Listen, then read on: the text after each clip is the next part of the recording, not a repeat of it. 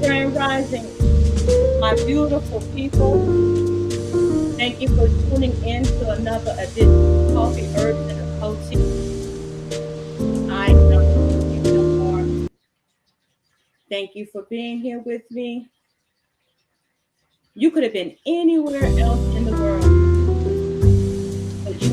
decided to spend some time with me this morning. So I say hello to all of you wherever you are in the world.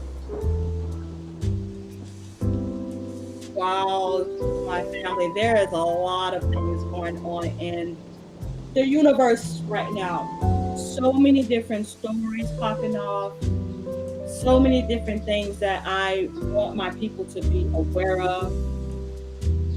So um, I pray all is well with all of you out there. If you're listening now to the sound of my voice, and if you may listen later, I pray all is well with you. Man, so I didn't even know where to begin this morning. So I guess I will begin with uh, what's going on in social media right now. What's the top story that's all over my feed? Before we do that, let's say coffee cups up for those who are still partaking at this 10 o'clock Central Standard Time hour. Coffee cups up to you. And if you're partaking in that herbal tea, coffee cups up to you as well. If I can be heard, put a one in the chat if you're joining me right now. If I can be heard, I think I had my mic turned all the way down. But at any rate, we're gonna continue on. If I had my mic turned all the way down and you guys could not hear me, okay, I'll start that again. Grand rising to you all. I pray that you all are well out there, wherever you are out there in the world. You could have been anywhere else, but you chose to spend some time with me, Achoti. Welcome to Coffee, Herbs, and Achoti. Plenty new stories to talk about this morning. So I want to go ahead and begin with what's been making news um, across social media. Let's talk about the Goon Squad. Yes, ladies and gentlemen, the Goon Squad has finally been sentenced. These are the nasty human beings who were hired as police officers but violated their job duties by violating two brothers sexually. When you talk about excessive use of force in law enforcement, these six, um, their picture will be placed next to what we call dictionary. If anybody still uses a dictionary, but when you look up the word excessive use of force or the term phrase excessive use of force, these six people should be pictured there. But they were sentenced, and so let's go ahead and take a listen to what the news report had to say about them being sentenced. And believe you me, I know there are some of us out there that's probably believing that what they were sentenced to was just not enough. And if you feel that way, all I can say is, I don't blame you. A Coty, don't blame you. Coffee cups up, ladies and gentlemen, if you're listening. Teacups up, if that's what you partake in, those herbals. Welcome to Coffee, Herbs, and a Coty. In Mississippi, two more police officers were given lengthy sentences today for their role in a series of brutal attacks, including against two black men. They're part of a group of former officers who are being sentenced this week after pleading guilty to horrifying charges that include torture and sexual assault. John Yang has more. Amna, a federal judge in Mississippi has just handed down the harshest sentence yet in a startling case of law enforcement misconduct. 40 years in prison for the fourth former deputy in the self-proclaimed Goon Squad in the Rankin County, Mississippi Sheriff's Department. A total of 6 former deputies have pleaded guilty. Federal prosecutors say that for nearly 2 decades, they barged into homes in the middle of the night, handcuffing and torturing occupants for information or confessions. The current charges stem from a January 2023 home invasion of the residence of Michael Jenkins and Eddie Parker. The officers repeatedly shocked them with tasers, sexually assaulted them with a sex toy, and shot Jenkins in the face, nearly killing him. Parker spoke to reporters after one of the sentencing hearings. What's done already, man, can't be erased, man, can't be taken back.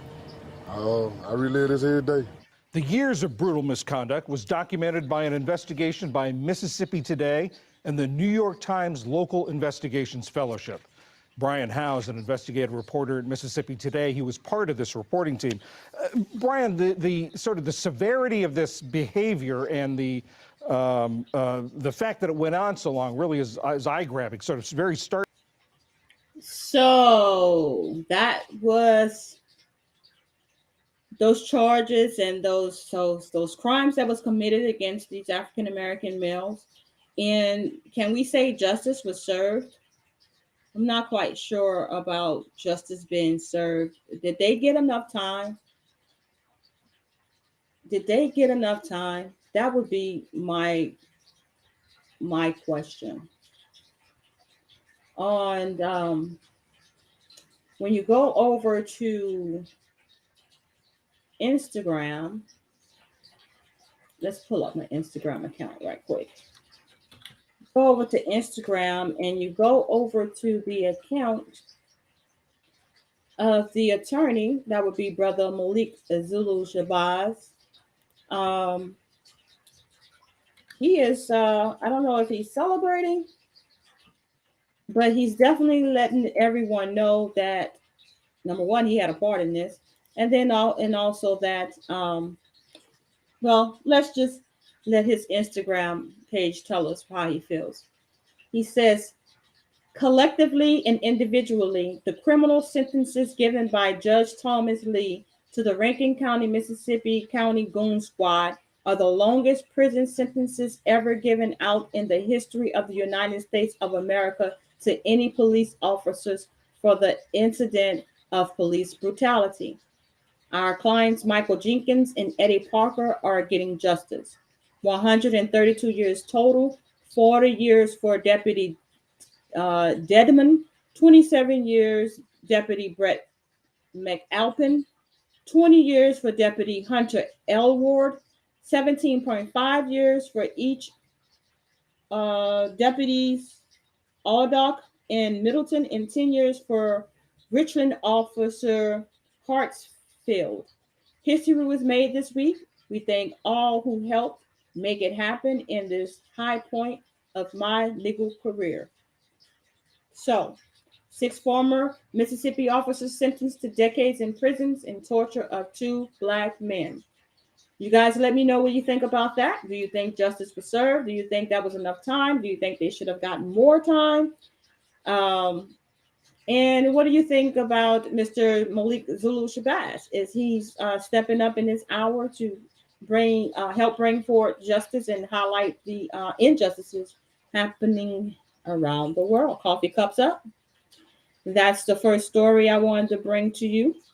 And thank you for listening. And also,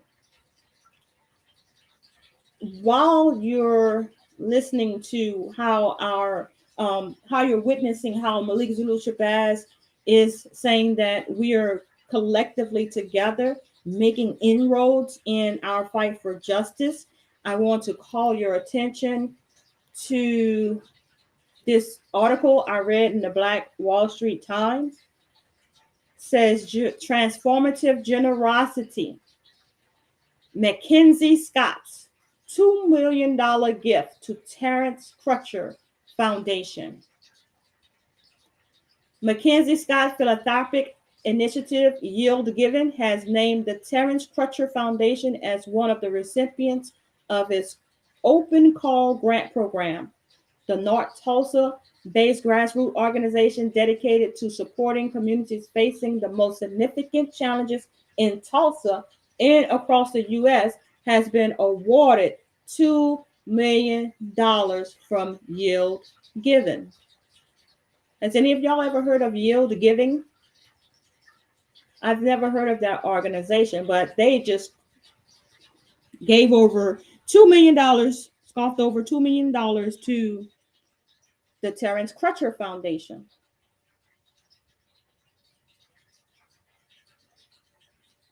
Let's see.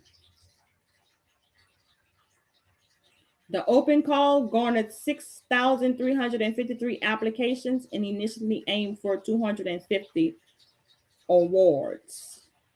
On the day Terrence Crutcher Foundation learned it had been granted the funds, Dr. Tiffany Crutcher, the foundation's founder and executive director, and deputy director Sheeta Brown were pleasantly surprised to find out that an additional $1 million had been awarded to their organization. This brought the total amount of unrestricted funding to $2 million. So congratulations to the Terrence Crutcher Foundation. Why unrestricted funding matters to Black-founded and Black-led organizations. Last year, the Terrence Crutcher Foundation secured North Point and North Tulsa for $1.7 million, aiming to rejuvenate it into the brilliant, vibrant, community-centered it once thrived decades ago. Moreover, the area of North Point, primarily inhabited by Black residents, bears the scars of one of the worst racial atrocities in American history in 1921 Tulsa Race Massacre. Over 300 Greenwood District inhabitants lost their lives, 10,000 were uprooted, and an entire residential and business district was razed to the ground. Even in a century later, the community continues to grapple with the profound impacts of that violence. Brown stated that their intention to allocate a portion of the unrestricted funding towards realizing the foundation's vision for North Point and implementing future programming aimed to positively impacting the community that it surrounds. So congratulations to this organization.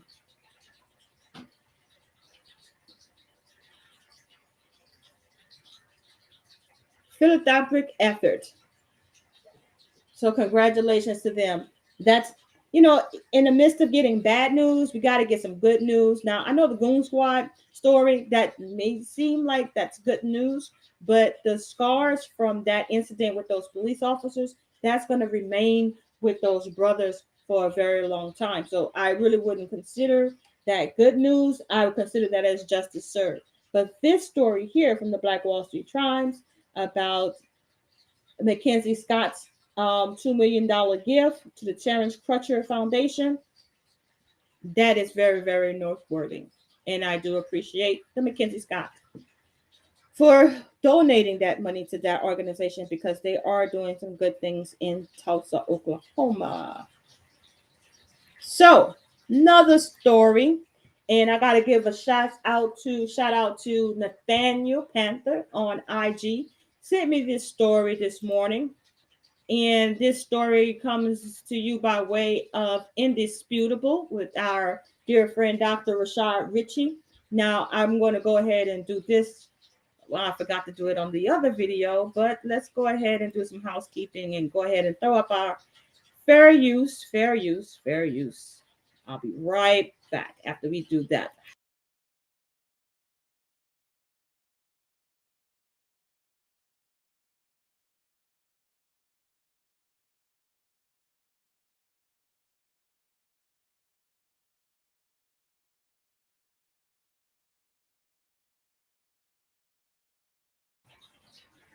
Okay, so let's go ahead and check out what happened at a local school board meeting when our dear Black Panthers showed up.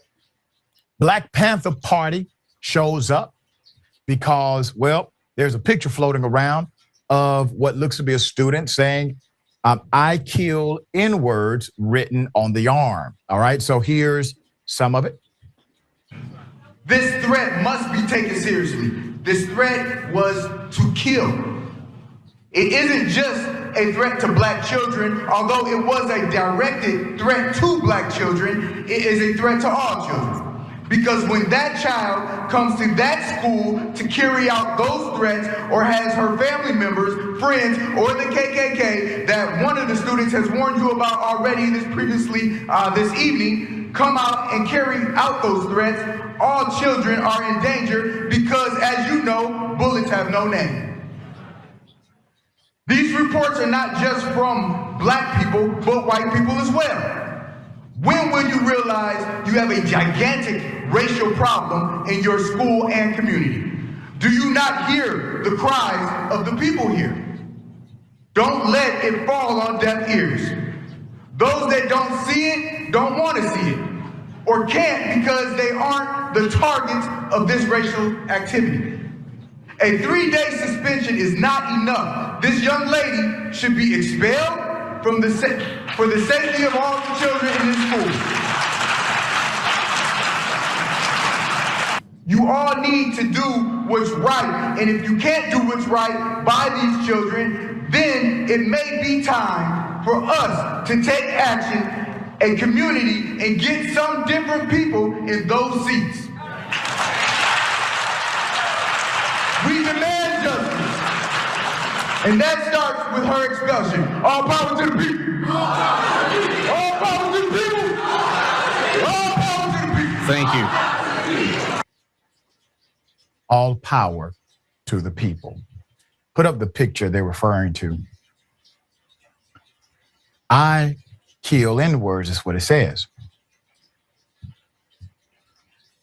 The Black Panther Party had to properly contextualize how this is not simply an issue that targets black students, even though they should not have to make this distinction. This is adverse to all students and the entire system of education there.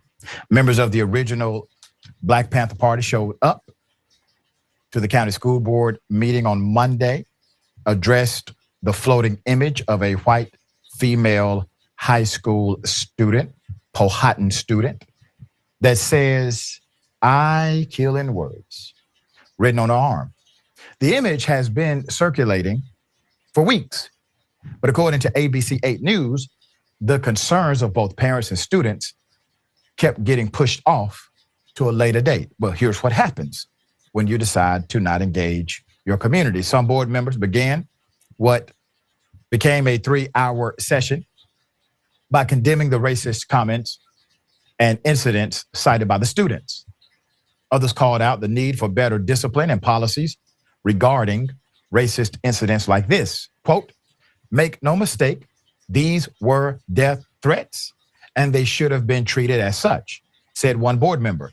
It's unclear what other disciplinary action the student faced besides in-school suspension, though if you let the kids tell it, nothing ever happens in these situations. In the meeting, one student recalled being pushed and called a racial slur, yet he received in-school suspension after pushing the student back in self-defense, he said.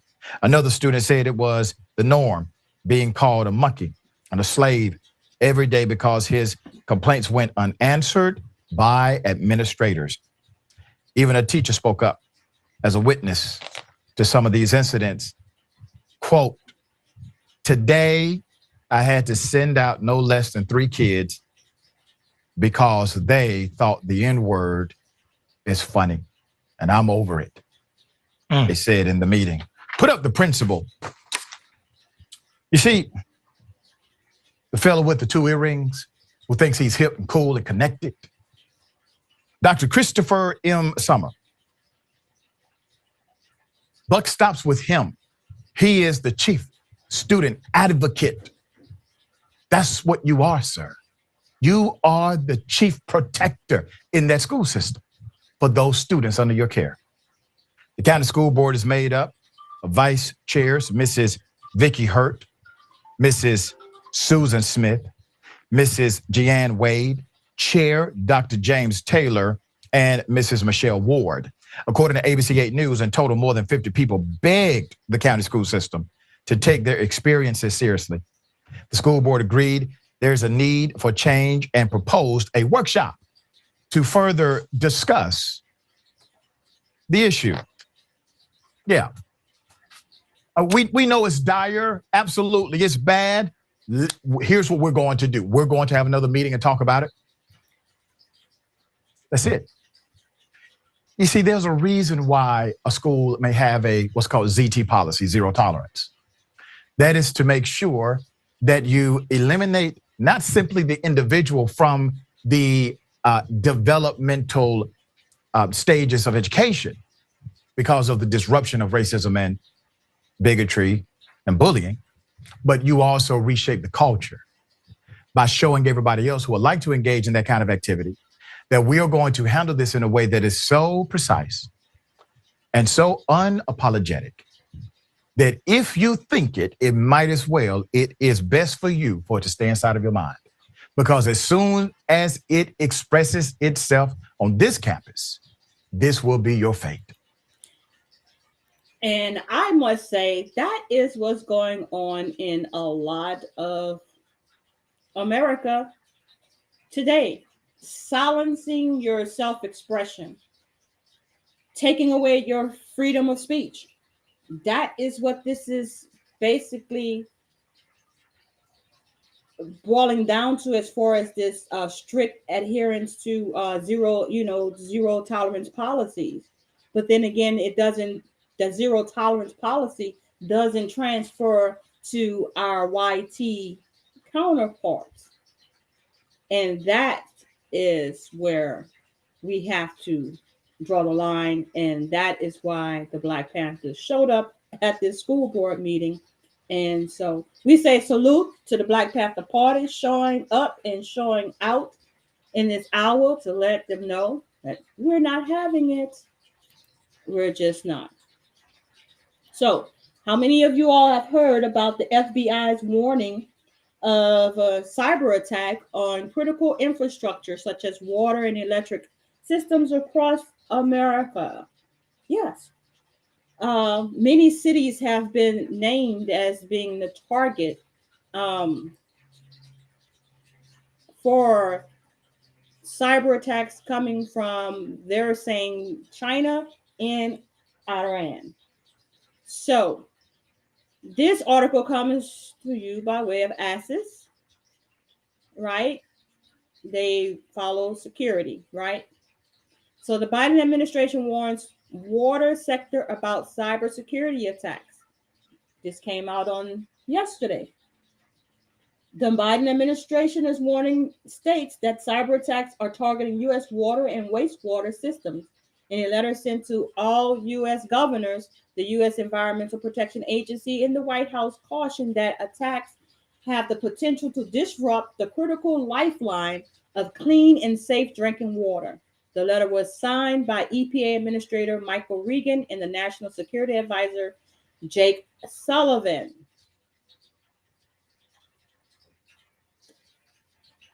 So it says here that the lack of fundamental cybersecurity precautions in many facilities poses a significant risk, potentially turning a minor breach into a major disruption.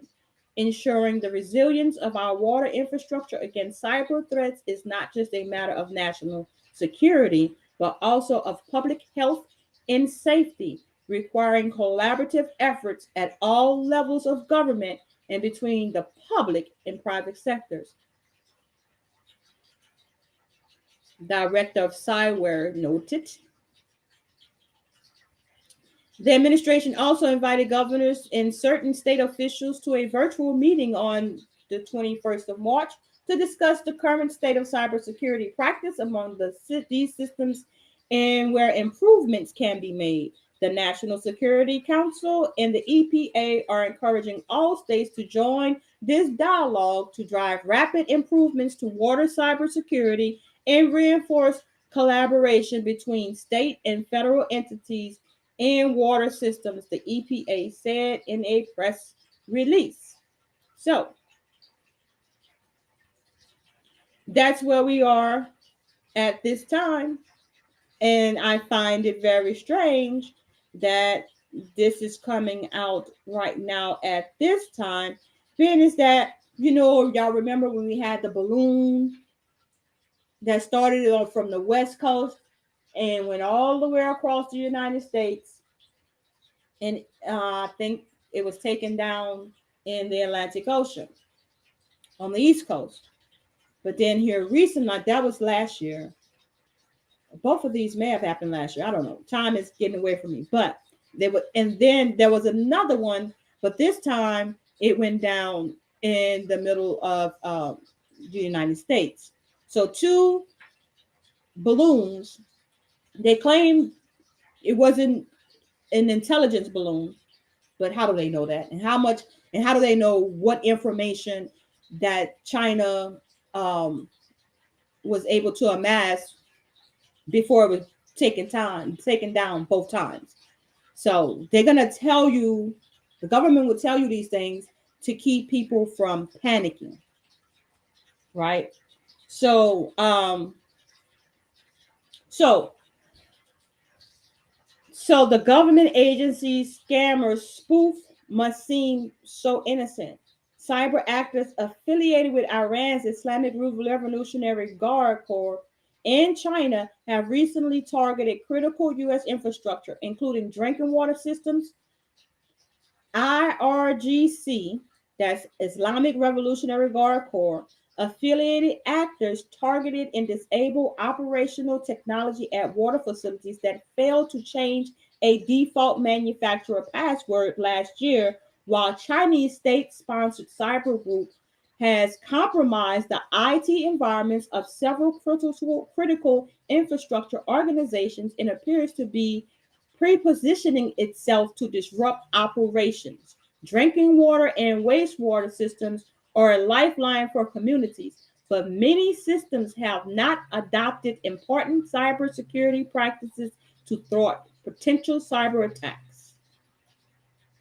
I don't know if y'all think that this is newsworthy, but if you think that it's newsworthy, do me a favor and hit the like button and share the video and let your people know that there is a threat to our drinking water systems around the country. Do your friends and family a favor by letting them know. So let's move on to the next one. How many of you all think that April 8th, when we have the solar system, the solar eclipse that's going to go across America, how many of you all think that that's a prime opportunity to disrupt some infrastructure? Just saying, just putting it out there. These warnings are coming at this time for a reason. Just think about that. Not prophesying or anything like that. Just think about that. Because across Texas and maybe some other states, they have declared a state of emergency for the events that's going to take place during the solar eclipse. Many cities in Texas will be staging what we call viewing areas to watch the solar eclipse. It's threatening to actually shut down some cities as due to the amount of influx of people that are going to be coming in to these cities. See here, eclipse 2024. State officials warn to be prepared for large crowds. Solar eclipse. Texas County issues disaster declaration. Let's see if we can read this one. Let's see. Travis County said it would take emergency measures ahead of a total solar eclipse set to take place exactly 1 month. The declaration was in anticipation of large crowds, increased traffic in trains, on first responders, hospitals, roads related to the eclipse. How would that strain hospitals? Interesting. Interesting. It's super exciting to see this once in a lifetime event. What makes it different is that it's a natural phenomenon and we can't control the weather around it. Holy. So there's a lot of variables that we just can't control for. Brown said the population of Travis County could nearly double in days surrounding the eclipse, with up to 1 million people expected to descend on central Texas. Now, Travis County, that's Austin, Texas. That's the Texas state capital. Much of central Texas, including Travis County, is expected to have some of the best views of the celestial event, which occurs April 8th. The eclipse will be the last of its kind in the area for the next 20 years. It's going to bring, supposedly going to bring an economic boost to these areas. And it could eventually save endangered species. That's what they're saying here. So, yeah. Declaration has been declared. Declaration of emergency has been declared in Travis County. Let's see if we can get another state. You know, they're concentrating on Texas because that's when you'll be able in the area of Texas, you'll be able to see in its whole entirety, the entire eclipse. Other states will not see the full eclipse. Okay, so let's see. Oklahoma, did they do a state of emergency?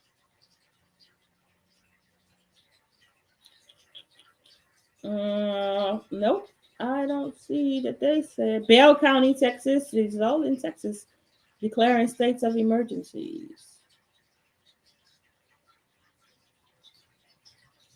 Texas. Maybe it's just Texas. Wait, what? What? Check this out. Map shows warnings for people to stock up on food ahead of solar eclipse. Now, why would we need to stock up on food? Let's find out. Many states within the solar eclipse's path of totality have issued warnings in the weeks leading up to the astronomical phenomena. On April 8th, the moon will be positioned so that the entire disk of the sun will be blocked out in several U.S. states, plunging millions of people into darkness during the early afternoon. The path of totality will start in Mexico and extend across Texas, Oklahoma, Arkansas, Missouri, Illinois, Indiana, Ohio, New York, Pennsylvania, Vermont, New Hampshire, and Maine before heading out of the North Atlantic. The spectacle is expected to draw crowds from around the nation as people head to areas in the path of the totality to witness the eclipse.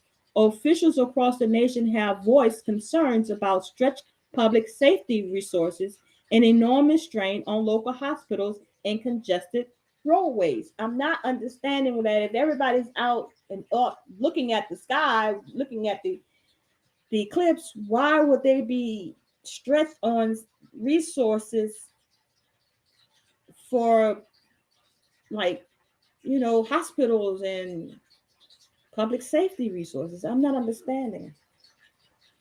So it says Texas officials have issued a slew of warnings, including that people living within the path of totality should stock up on groceries and gas and run any errands such as filling prescriptions in the days before the eclipse. One official also urged pet owners to stock up on supplies for their animals. Why? Like the eclipse is only going to happen one day. Kerr County Judge Rob Kelly issued a disaster declaration on March 4th in which he said that the influx of visitors could drain our food and fuel supplies and strain our city and county infrastructure too, quite possibly over capacity. What? Like, don't they have people that go like to places like New Orleans for Mardi Gras, and I think they have like the Texas State Fair, and I guess because those people are not going all at one time, but man, something is very, very curious about this. Drain our food and fuel supplies and strain our county's infrastructure. Oklahoma, a webpage dedicated to the solar eclipse preparation for southeastern Oklahoma said that several state agencies are preparing for the eclipse. Oklahoma is expected to receive an influx of anywhere of 17,000 to 66,000 visitors to watch the solar eclipse, it said. The large influx of visitors to southern Oklahoma could overwhelm and back up the area's road systems. Okay. So that basically, I guess what they're saying, stock up on your supplies the day before, because the day of you will not be able to, or traveling. I'm not gonna say you're not going to be able to, but traveling to places like the grocery store or the pharmacy may become cumbersome because of the amount of people on the roadways. Or they're anticipating, because of the amount of people on the roadways, there's going to be increased chances of car accidents. I'm just trying to wrap my mind around the need for the state of an emergency and urging people to stock up on goods. But for how long though? Like it's just for that day, or what?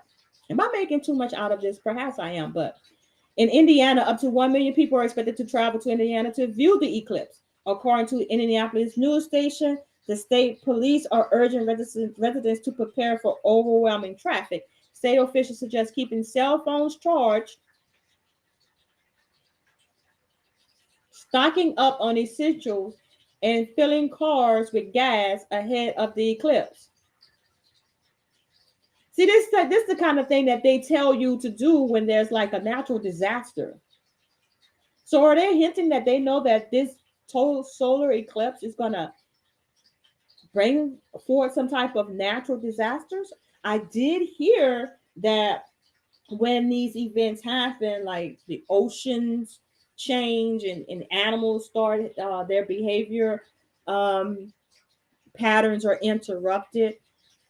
So I guess they're kind of confused. They don't know. They think it's supposed to be daytime, but now it's dark. So, nocturnal animals, you know what I'm saying? Like, so this is very interesting, but I'm just trying to draw y'all attention to cell phone chargers need to be charged. You need to stock up on essentials, and you need to fill your car with gas in case you have to make a mass exodus, or because so many people are going to be in town, they may consume all of the gas that's on hand. And once it's all over, you have to go to work the next day and you're probably going to need gas. Maybe that's what it is. Maybe I'm making too much of it, but I'm always skeptical about these people when they start sending out these declarations of emergencies, because they do things and know things, and they don't tell you everything because they don't want you to panic. But me, I would rather know so that I can prepare than not know and be caught off guard, and that's what really causes panic. I'm just saying. So I've been running my mouth a long time. I think I need just a moment break for 1 second. Let me see if I can pull up something to share with you all that I also found interesting. And I'm going to let them talk about it. Let's see. Oh, that's a good way to start off. Going to my next topic, I think. So we talked about the solar eclipse. Yeah, I'm going to skip that. And let's share this with you all. On sait bien qu'il n'existe pas d'amitié entre les États, c'est toujours des intérêts, chacun vient pour ses intérêts. Alors, aujourd'hui, il y a la peur d'un certain nombre de personnes de voir qu'on a changé un maître pour un autre. Or, je vous connais un tout petit peu pour savoir que vous n'êtes pas dans le remplacement d'un maître par un autre. Que vous donnez-vous aux Russes, très concrètement, pour qu'ils soient là? Est-ce qu'ils prennent des minerais? Comment vous les payez? Est-ce que vous êtes en train de vendre une portion du territoire? C'est quoi le deal? Si c'était ça le deal de quitter vraiment un maître pour un autre, on préfère mourir. Parce que quand on dit la patrie ou la mort, ça a tout son sens. Non, ce n'est que du média mensonge encore. Et malheureusement, on avait même vu des chefs d'État qui sont tombés dedans, qui sont allés raconter du mensonge, soi-disant qu'on a donné des mines à des Russes, à notre partie sud. Archi faux. Il n'y a rien de donné aux Russes. Archi faux. Même pas une mine. Pourquoi donner? Si les Russes veulent une mine, on a le code minier. Ils viennent s'intégrer dedans. On leur donne le permis, ils payent les impôts et ils font tout ce qu'ils doivent faire comme les autres. All right. So, as you can see, Burkina Faso is not backing down. They're not backing down from the Western powers. And that brings me to my next story. Did y'all hear about this one? Niger ordered U.S. troops to leave after Biden officials warned about ties to Russia, Iran, and Pentagon. Did y'all hear about that? They're trying to tie everyone to Russia, including some fellow Americans here in the United States. Uhuru and Human Rights Officer Ramsey Yunus. So anyone who talks with Russia is now considered an enemy of the United States.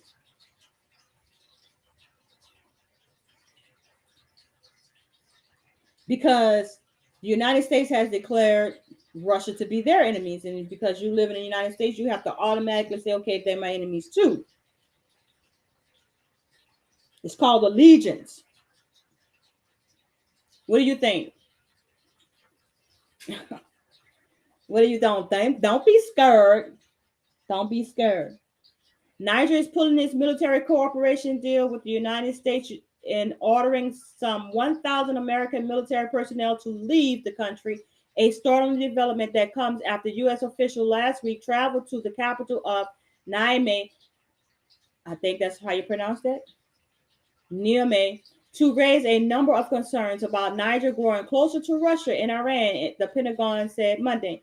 The ruling military junta Saturday revoked a major accord known as the Status of Forces Agreement, which allows U.S. forces in Niger.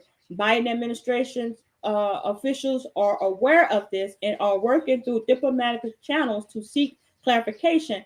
Pentagon Deputy Press Secretary Sabrina Singh told reporters. But just last week, a delegation from Washington that included Assistant Secretary of State for African Affairs Molly Fee, Assistant Secretary of Defense for International Security Affairs Celeste Wallander, and U.S. Africa Command Head General Michael Langley met with officials with Niger's National Council for the Safeguard of the Homeland. The U.S. delegation was there to raise a number of concerns. We are troubled on the path that Niger is on. And so these were direct and frank conversations to have those in person to talk about our concerns and to also hear theirs. Okay, so why are you concerned about what Niger doing? Pressed on what the U.S. issues were, Singh said officials expressed concern over Niger's potential relationship with Russia and Iran. The Biden administration officials also raised alarms over Niger. Whether Niger was close to an agreement to give Iran access to uranium reserves. The future of a U.S. military presence in Niger has been in question since a military junta in late July put the country's president on house arrest and took control of the government. The State Department, which did not officially declare the takeover a coup until October, cut back on U.S. aid in the country, but still allowed humanitarian assistance. Washington also pause security operations in Niger, where U.S. forces largely help with counterterrorism efforts in the region against the Islamic insurgency. So, y'all over there on some CIA, some spy stuff, some intelligence gathering mission, got a base over there in Niger, and then gonna tell them, hold up, y'all can't do business with Russia because we here? Well, I would tell them, get the heck out of here too. I would say, go on about your business, kick rocks, right?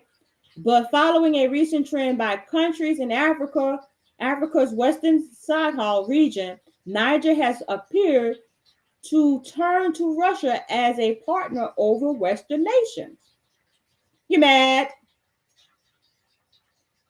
The American presence in the territory of the Republic of Niger is illegal. I'm going to read that again for the people in the back. The American presence in the territory of the Republic of Niger is illegal. Niger's military spokesman, Colonel Amdou Dramane, said on national television, as reported by the New York Times. He also said the presence of American troops violates all the constitutional and domestic democratic rules, which will require the sovereign people, notably through its elected officials, to be consulted on the installation of a foreign army on its territory. So they're saying the whole United States base is in violation of their constitution. The development is a major setback for U.S. efforts in the Sahel, where just 6 years ago it opened a $110 million base in northern Niger used to fly surveillance drones. So y'all just gonna go and build some stuff in Niger and not get the consent of the elected officials? Niger, how did y'all let that happen?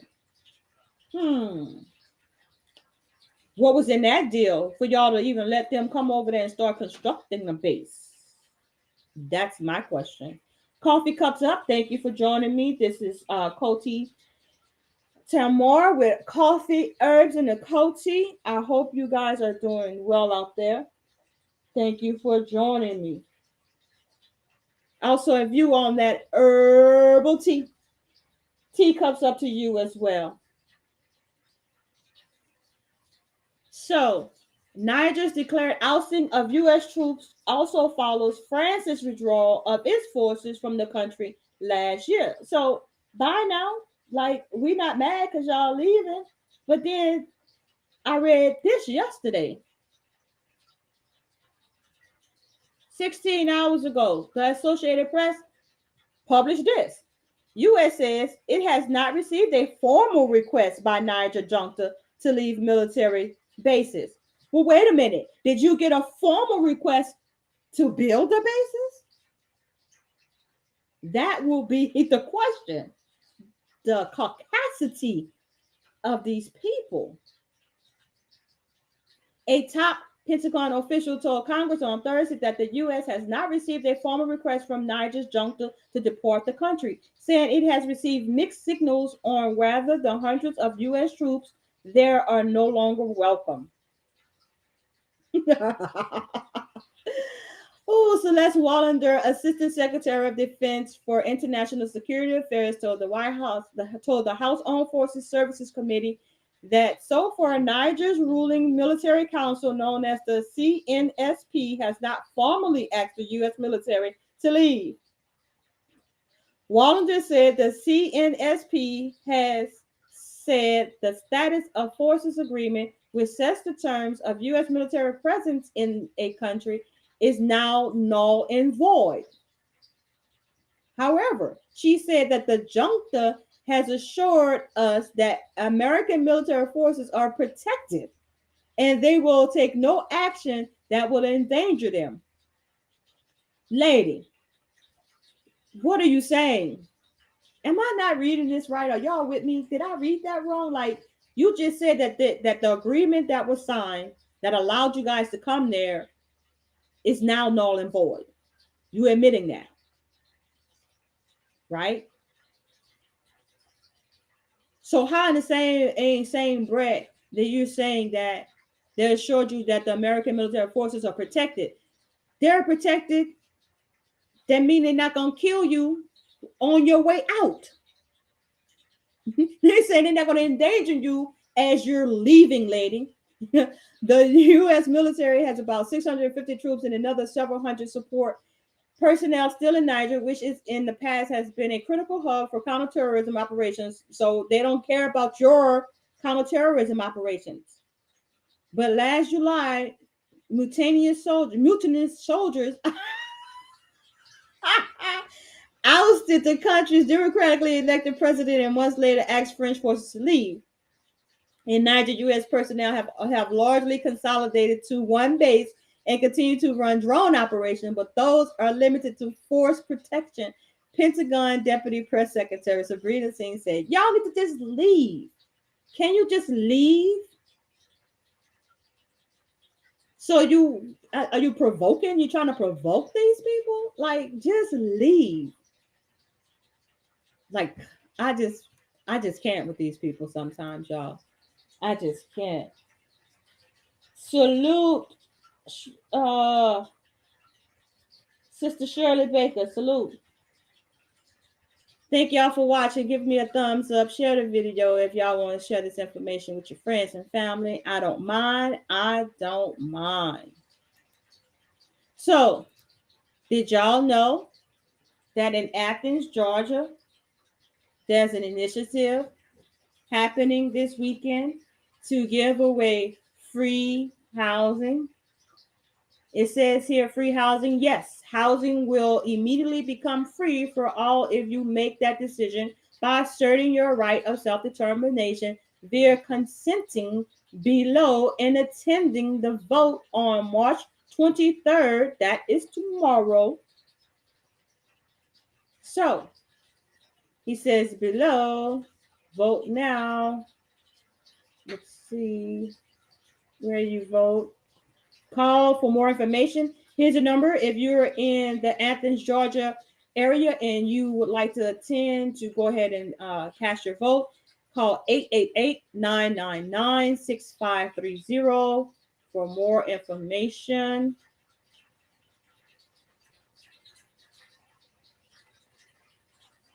So it says here, what happens after a successful vote? A temporary council of the people will take trusteeship and implement new policies such as free housing and utilities.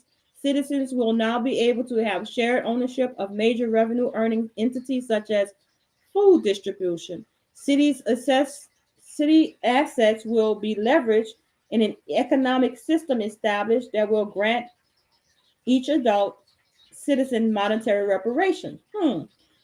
An all-black police force will be formed consisting of community members and an investigation launched into convictions of those currently incarcerated.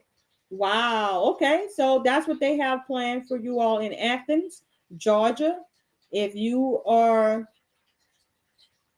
in need of housing, if you are of the mind frame of asserting your right to self-determination and you are in the Athens, Georgia area, please connect with these individuals so that you can cast your vote. That's taking place this weekend, 11 a.m. until 3 p.m., March 23rd, 2024, at Herd Park. The host is Charles Hardy. Block, rally, and black vote. Okay? So that's going to take place in 9 hours, 4 minutes, and 33 seconds. And tell them Achoti sent you. Shout out to all the human rights policy officers that's out there working hard to spread this word about self-determination. Now, have y'all heard what's going on in Tennessee? Particularly with the Tennessee State University and their board of trustees. I know y'all probably heard about last year about the Tennessee lawmakers being ousted out of Congress or silenced or reprimanded for speaking truth to power concerning our issues in racial discrimination. Well, the General Assembly of the Tennessee House Bill 1739 was passed, and now it's going to be SB 1596 in the Senate. SB 1596 in the Senate will be voted on. But let's go ahead and read what they're trying to do. Bill summary. On March 21st, 2024, the Senate adopted Amendment 1 and passed Senate Bill 1596 as amended. Amendment 1 adds to this bill by requiring the State University Board of Tennessee State University to be vacated and reconstituted as described below.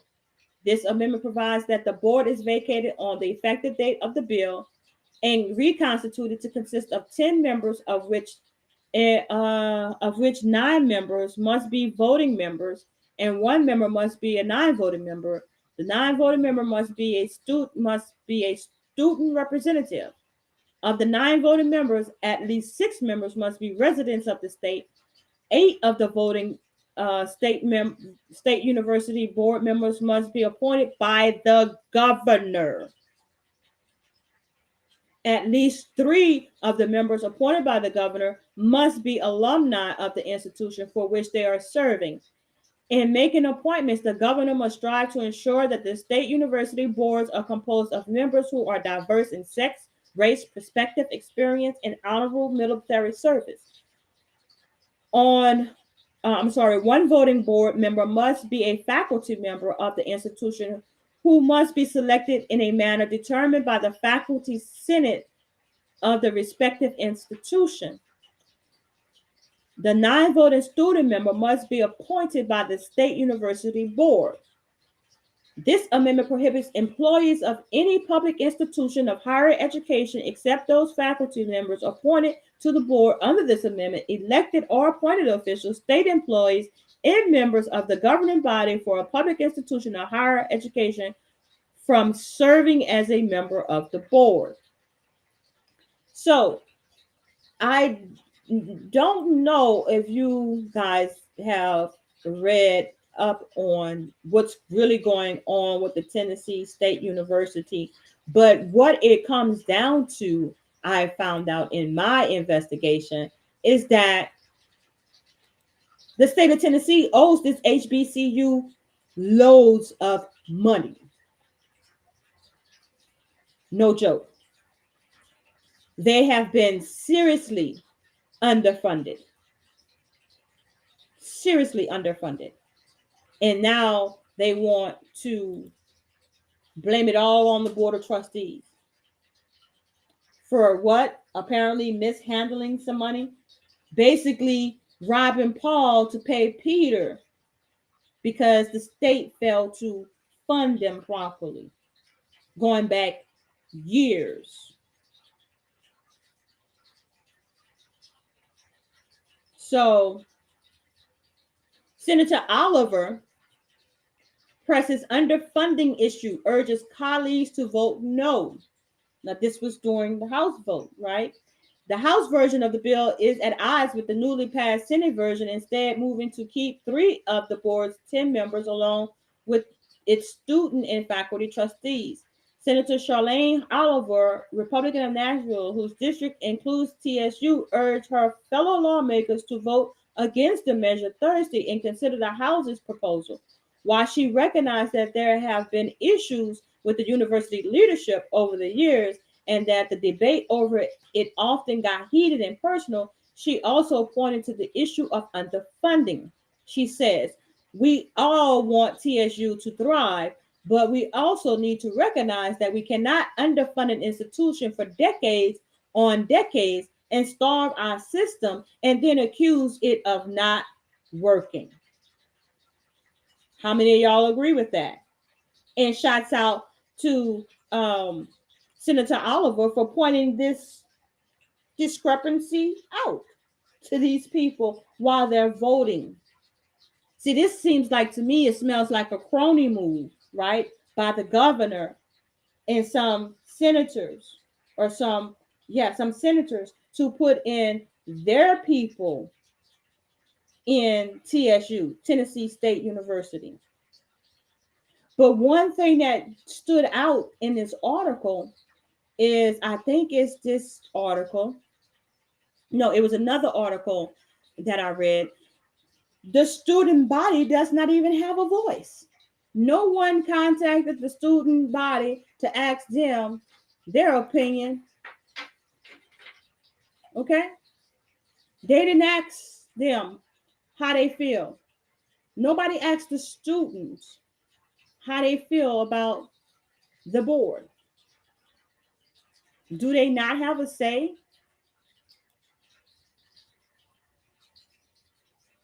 That's the question for y'all. Let me know in the comments. Let me know in the chat. Should the students have a say in how the board is set up?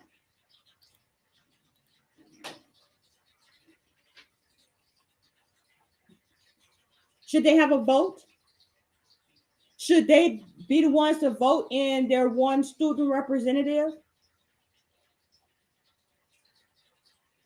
I think so. I think so.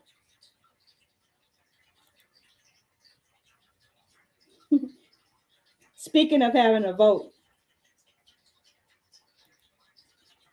I didn't get a vote on this matter.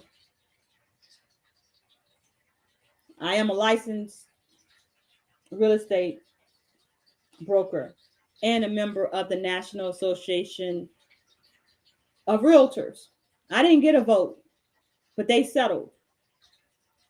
They settled. The National Association of Realtors settled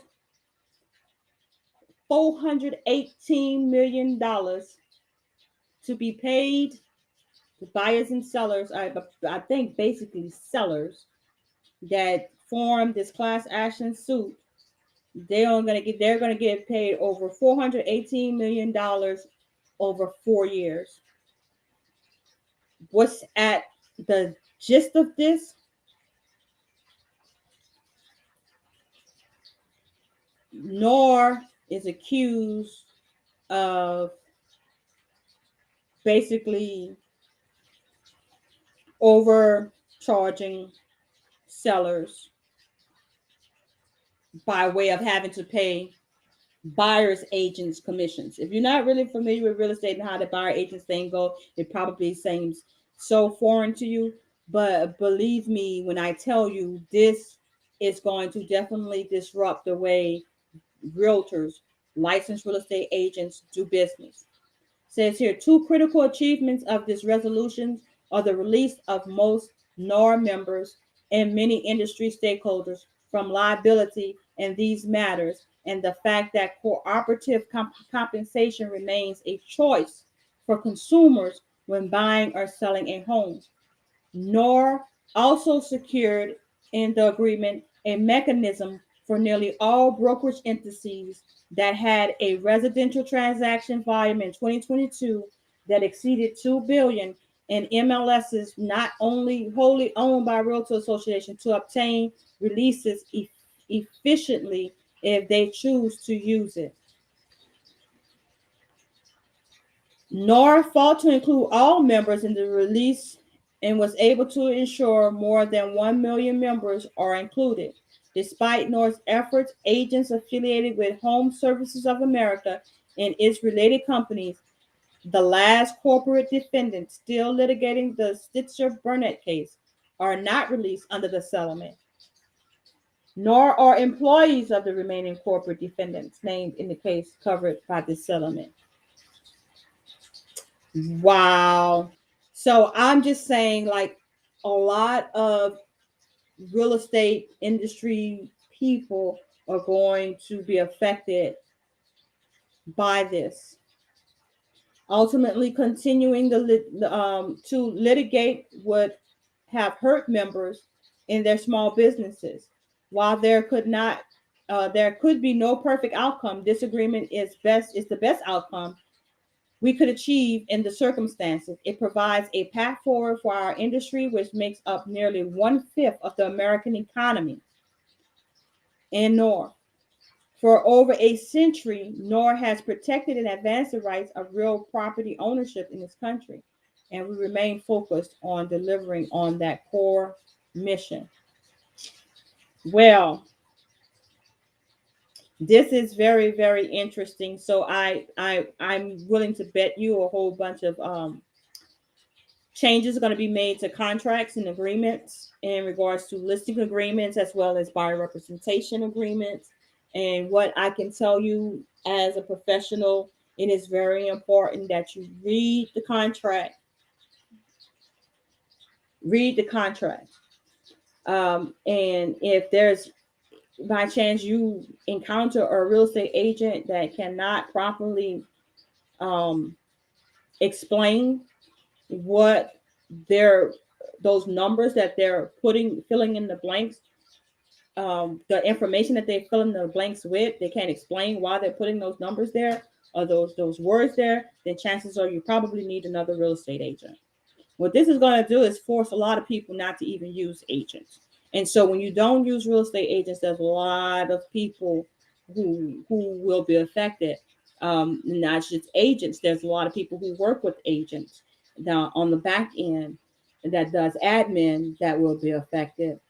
And also as well as people such as photographers and things of that nature. So yeah, a lot of people will lose some income, and that's going to have a dramatic effect on the economy as a whole when you have a group of people that's like dropping out of the economy and not earning an income, because most realtors are 1099 contract employees. I'm not employees, I'm sorry, they're contractors, 1099 contractors. So if they don't get paid, then they don't have money and they can't contribute to the economy. And that's just hard right now. That's just hard right now. So if I were you, if you were an agent, I would definitely be looking for an alternative career, some backup income, alternative income, because things are going to get real dicey for real estate agents moving forward.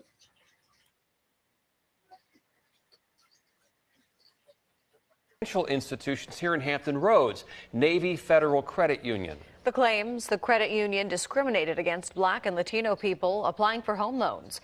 Channel News Side's Chris Horn is looking into who's raising the red flag on these accusations. Chris? Yeah, Elena, the lawsuit alleges that Navy Federal Credit Union approved mortgages at a disproportionately higher rate for white applicants than it did for Black and Hispanic applicants. Meanwhile, the credit union is defending its lending practices. In a statement to me this afternoon, Navy Federal says the disparity in approval rates doesn't take into account all factors. It says it's a national leader in lending to the Black community and says it has robust and fair lending programs committed to serving each and every member fairly. Former member Carl Carr says he was approved at first to purchase a home in North Carolina. It's 2 days before closing. Got denied. We have to go back to the drawing board. Christina Hill is a former E4 and disabled veteran. She had been a Navy Federal member for decades and said her mortgage denial shattered her pride. My bank for over 30 years would not give me a loan. I did not believe that another bank would. Civil rights lawyer Ben Crump is among a team of attorneys bringing the class action lawsuit. Crump says while Navy Federal rejected just 23% of white applicants in 2022, the rejection rate rose to 44% for Hispanics and jumped to 52% for Black mortgage applicants. He says this has forced people of color to go to other lenders at higher interest rates. Those numbers cannot be explained. They cannot be justified without offering discriminatory reasons. Virginia plays a big part in Navy Federal's mortgage lending. An estimated 9,300 applicants of color in Virginia alone applied for mortgages in 2022. That's 1 in every 10 nationwide for a credit union that's the largest in Virginia, the largest in the U.S., and the largest in the world. We're live in Portsmouth. Chris Horn, 10 on your side. No, we haven't heard the last of this on. So guess what? Class action lawsuit against Navy Federal. So they said that Navy Federal said the disparity in approval rates doesn't take into account all factors, that it's a national leader in lending to Black community, and points to what it describes as robust and fair lending programs committed to serving each and every member fairly. Well, obviously, Ben Crump statistics say otherwise, because he has launched a class action lawsuit against Navy Federal Credit Union. Now, I remember reporting on Navy Federal Credit Union last year on News, Facts, and Comments. So if you all are banking with Navy Federal Credit Union, perhaps because of this information coming out, they may begin to do a little bit better by us. But I'm going to tell you, I literally considered moving my funds last year when I first broke the story about how they were discriminating, right? Before this lawsuit was filed. But yeah, now that this is, coming back up again, I am really considering. Really considering it. It's just so much is tied to it. It's unbelievable. Business account, personal account, and what have you. So much to consider. So I am coming to the end of my time with you all. I do have to go out and tend to regular business, but guess what? This is the good thing. Y'all ready for this one? It's Friday! Yes, it is Friday. You all have made it through another week. Those who work that 9 to 5, Monday through Friday, know what I mean when I say it's Friday. So I hope that you all are able to partake in some rest tonight and tomorrow, and wake up on Sunday, the first day of the week, feeling rejuvenated. Before you go, I want to let you know what you should be watching on social media. On social media this weekend, starting with tonight. Tonight, I'm going to be over on TikTok because we want to talk about, am I my brother's keeper? Over on TikTok tonight, we're going to be on Wavy Rich's channel. He's going to do a live, and we're going to discuss, am I my brother's keeper? And we're going to discuss the Otha Wallace case, right? Wavy Rich is going to be joined by co-host Miss Watchman. That's tonight on TikTok at 7 p.m. Won't you join us, please? Also, on Saturday, I've already told you, but if you missed it, if you were not here, on Saturday, there's a free housing event taking place in East Athens, Georgia. You have an opportunity to cast your vote there. That event will take place at 11 a.m. until 3 p.m. March 23rd at Herd Park. That's in Athens, Georgia. And then also on Sunday, join me back here on YouTube, this time on Concerned Voices podcast channel, for a special conversation regarding we got live upcoming. Yes, the gender war between Black couples, the fight for supremacy, That's this Sunday. A news, facts, and comments in conjunction with Major TV special report. Concerned Voices podcast presents the gender war between Black couples. So you have a lot to look forward for this weekend. And in advance, we thank you for tuning into our channels. That's Major TV, Let's Talk, News, Facts, and Comments, and of course, myself, Achoti Speaks. If this broadcast has been a blessing to you and you've learned some things, please give it a thumbs up. If you like my commentary and agree with my commentary, or don't agree with my commentary, give me a thumbs up. Add your comments down below regarding the stories that we covered.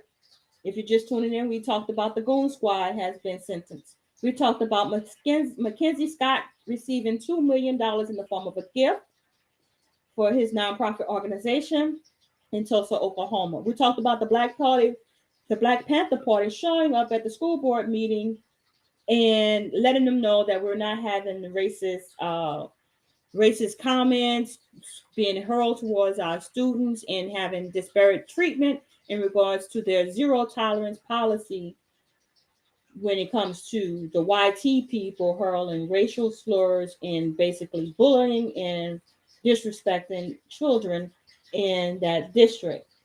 We also talked about the state of emergency that has been declared in Texas due to the April 8th solar eclipse. We talked about the FBI warns of infrastructure attacks on water system and waterway systems, cybersecurity attacks, FBI warning in several cities are on high alert. Governors were alerted to urge water facility treatment plants to beef up their security, change passwords, and whatever they can do to try to thwart an attack, a cyber attack on the infrastructure by bad actors such as China and Iran. We also talked about Tennessee Senate Bill 1596, where they are trying to replace the Board of Trustees at the Tennessee State University. That's a HBCU. And we also talked about Niger kicking out the U.S. straight out of their country. And of course, the National Association of Realtors, they owe some sellers a tune of $418 million, which is going to be paid to them over the course of 4 years.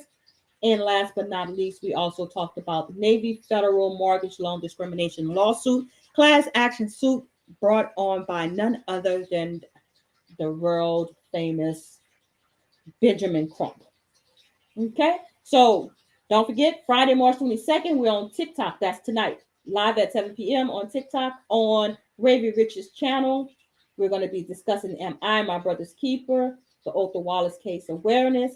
Saturday, March 23rd, free housing vote in the Republic of Athens, Georgia at 11 a.m. I'm trying to get a live feed so I can bring that to you all live. I'm trying to work on that feed. And if I do, I'll be back here on Achoti Speaks on tomorrow at live a.m. to bring you that free housing vote initiative coming out of Republic of Athens, Georgia. And then on Sunday, March 24th, on Concerned Voices podcast at 4 p.m., we're going to have a special news, facts, and comments in conjunction with Major TV Let's Talk special report on gender wars and relationships. So, again, if you like the content, please give me a thumbs up, share it with your family and friends. Read more stories like the ones we shared today at News, Facts, and Comments at newsfactsnc.net. And I am Achoti Tamar. This has been Coffee, Herbs, and Achoti. As usual, I love you all with the love of Yahuwah. Go out and do something great today. Make someone proud. Be a blessing upon someone's life. Coffee cups up.